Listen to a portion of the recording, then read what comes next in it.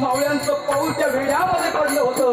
वरतून धो धो पाऊस पडत होता, तरी सुद्धा मावळ्यांच्या अंगातून घाम निघत होता. याचं कारण फक्त एकच आहे की महाराष्ट्राची जोखीम त्या मावळ्याच्या खांद्यावरती होती आणि विशाळगडावरती पोस्ट करून देण्याची सगळी जबाबदारी मावळ्यांची होती.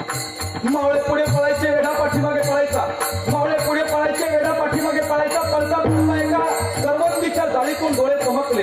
करवंदीच्या जाळीतून डोळे चमकले. डोळे वाघाचे, डोळे वाघाचे नाहीयेत, डोळे सिंहाचे नाहीयेत, डोळे माणसाचे दिसतायत. आणि ज्या अर्थी माणसाचे डोळे दिसतात त्या अर्थी कोणीतरी गुप्तचर असला पाहिजे. गुप्तचर ठरल्याप्रमाणे रिकामी पालखी पुढे आली. त्या पालखीमध्ये ऐका, सेना नावी नावाचा एक मावळा बसला. ऐका, त्या पालखीमध्ये एक नावी समाजाचा मावळा बसला. त्या ठिकाणी ती पालखी निघाली. 15 मावळे त्या ठिकाणी थांबले. ऐका, 15 मावळे त्या ठिकाणी थांबले.